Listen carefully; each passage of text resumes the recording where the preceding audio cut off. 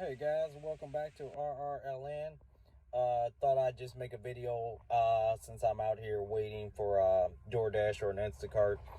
If you haven't already, please check out the introductory video of why I want to start this channel. Just to briefly reiterate, it's not just about the destination, but it's one's journey towards the destination that makes all the difference. And how often have you or someone you've known watched someone that's been successful and they have the nice house, the big car, and they'll say, hey, I've done it. And if you follow these steps, you can do it too. And I'm not saying anything is wrong with that, but I just wanted to do it from the perspective of I haven't reached my goal, which is financial independence. And I want to take you guys on that journey with me so that you guys can literally see what I'm doing on a day-to-day basis or a video-to-video basis on what I'm literally doing right now to achieve that financial independence using the RRLN method, which is just I want to do things right. I don't want to do anything immoral to achieve a rich lifestyle, and not just with riches financially, but with my family, with health, everything that riches entails. And living it now. Basically just the action statements of doing that right now. Not just talking about it, but doing it. And today, guys, what I want to talk about is just before we can take that journey, I think we really need to set the foundation up. And one of the things I did when I was at Costco, which led me on this route to independent contracting, was I looked at these four things. They're basic things, but I think they're often overlooked to a degree because they're so simple that we just really don't do it. We know it, but we don't do it. And you know, any good road trip, you got to make sure, hey, you got the gas in the car, you got your luggage in the back. And before we can take this journey, I think you guys, it would benefit you greatly if you first do these four steps. So let's just jump in it. Number one, if you got a pen and a paper, you might want to write it down. But how often have you heard someone say, what's your income? And they'll say, hey, I make $65,000 a year. And that right there is the first mistake. Do you really make that? Whatever the amount is, it may differ, but is that really the amount that you make? That might be what you say annually, but what is your take-home pay? And that's the big thing I want you to focus on. So if you're getting paid bi-weekly or weekly, if you're getting paid bi-weekly, I want you to divide that by 14 to see what is your daily amount that you bring in. Or if you're getting paid weekly, break it down by 7. Right there, I want you to circle that number, whatever it is. I did this when I was at Costco, and let me tell you, that was eye-opening to me, because this is what you're saying you're worth for this employer. And mind you, I was making $15 an hour at the time.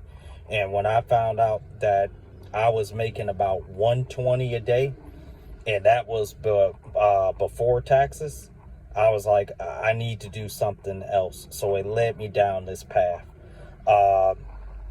So circle that number.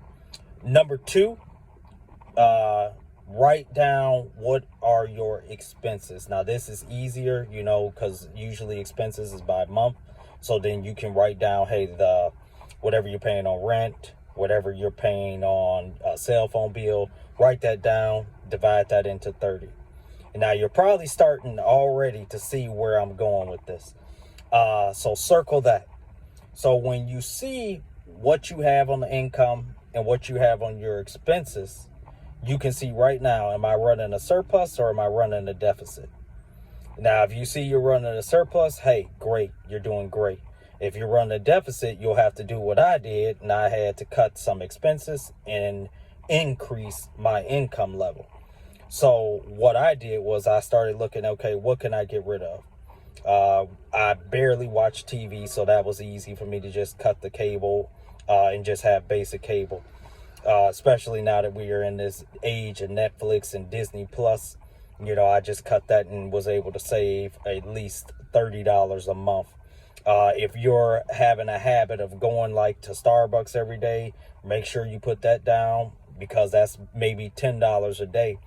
That's $300 a month. You really got to start looking at these things when you're writing down your expenses. But when you have that, you have your surplus or you have your deficit. And if you're running a deficit, you want to make sure you cut that as much as you can or increase your income as much as you can. So step number 3, this is where we get into where you might want to sit down. You might want to get a good, strong drink. But this is where, if you're running a surplus, this is where you can start into step number 3, which is debt.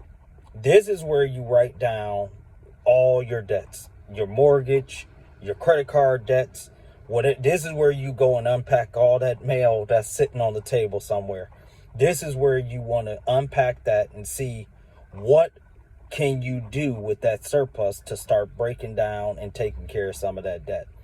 That's what I'm currently trying to work on now.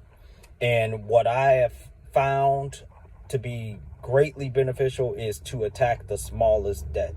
What I read, and I read this about a year ago and Can't Hurt Me, it builds to me small cookies that you can put in your cookie jar. When you can say that, hey, I'm attacking this small bill, and when you pay it off, it gives you ammo to attack those bigger bills. And it's something that's worked for me, and it is working for me. That's currently what I'm doing, is I'm trying to knock out the smallest debts first before I work on the big ones. Now, some people have said that you should work on the highest interest one. I tend to want to do the smallest ones, because when you get the smallest one knocked out, you can now, when that one is gone, take the same amount of money that you've been putting in that small one and start working on to your next debt. To me, that's the best way to do it. If you guys have other ideas, let me know. And then step number 4 is often overlooked. It's something that I never really did right. And it's writing down your goals. You can't get anywhere if you don't have a goal of where you're trying to go. And that was one of the things. I would have goals in my mind, but not put down on paper. So whenever something would come up, I would just say, oh, well, I guess I can't do that. When you sit down and make your goals, and this is what's important, you need to sit down, take time to really make them, clear your mind, go to an isolated place so that you can think of all the potential roadblocks that could come up towards your goal. Because if you're driving to work or if you're driving anywhere and they put up a roadblock, you're not just going to say, well, I'm going to turn around and go back home because I can't go that way. And that's what goals are. When you think about them and you say, hey, no, this can be achieved. I just need to make sure that I plan this out or I think these things through. So when you write them down, you can follow what you put on paper. And another thing is you can hold yourself accountable more than saying, well, I got a goal just to become rich.